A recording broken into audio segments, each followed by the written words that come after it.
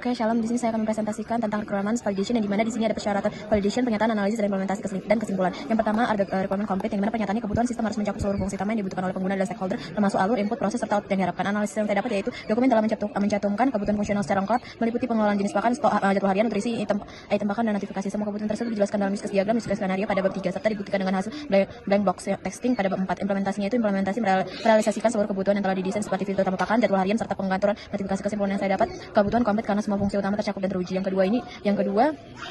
kedua itu adalah the requirement konsisten, yaitu seluruh kebutuhan memiliki format penulisan dan yang seragam dan alur proses yang saling terintegrasi tanpa pertentangan. Contohnya hak akses tiap aktor konsisten di seluruh use case dan hasil uji API.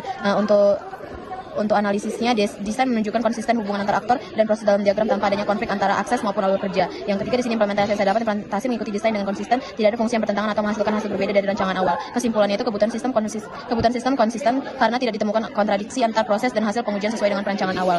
Yang ketiga, di sini ada the requirement compressible. Di sini pernyataannya itu kebutuhan ditulis dengan bahasa formal, jelas dan mudah dipahami, disertai ilustrasi dan diagram pendukung. Di sini ada pernyataan, ada analisisnya, deskripsi kebutuhan disampaikan dengan bahasa yang formal dan jelas sehingga proses dijelaskan secara berurutan dan didukung oleh diagram BPMN serta use case sehingga mudah dipahami baik pengembang maupun pengguna non teknis. Di sini ada implementasinya, yaitu implementasi sesuai urutan proses dari desain, memudahkan pemahaman keterkaitan antar fitur. Kesimpulan yang saya dapat, kebutuhan sistem mudah dipahami karena penjelasan disertai dengan visualisasi proses dan struktur kalimat yang jelas. Yang keempat, di sini ada requirement ambiguous, yang dimana pernyataannya itu setiap kebutuhan harus bebas dari ambiguitas agar tidak menimbulkan tafsir ganda yang tahap implementasi.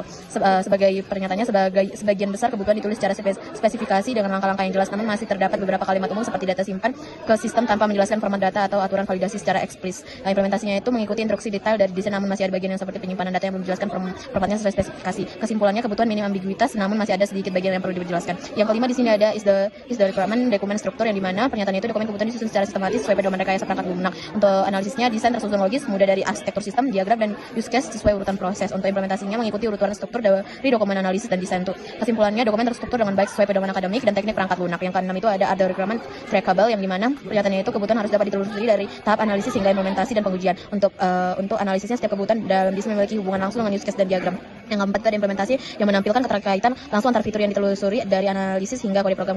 Untuk kesimpulannya, kebutuhan dapat ditelusuri dengan jelas dan dianalisis hingga pengujian. Yang ketujuh itu ada the requirement document conform to define standard, yang dimana pernyataan itu dokumen mengikuti standar penulisan perangkat lunak seperti IEEE 830 atau pedoman internal institusi, yang dimana analisisnya itu bisa memenuhi elemen-elemen utama SRS atau aktor, pre-post condition, alur, dasar, hasil, dan mengikuti standar akademik. Untuk implementasinya mengacu pada prinsip desain yang sesuai dengan standar dokumentasi dan struktur kode. Untuk kesimpulannya, dokumen memenuhi standar penulisan SRS dan prinsip IEEE 830. Sekian, terima kasih.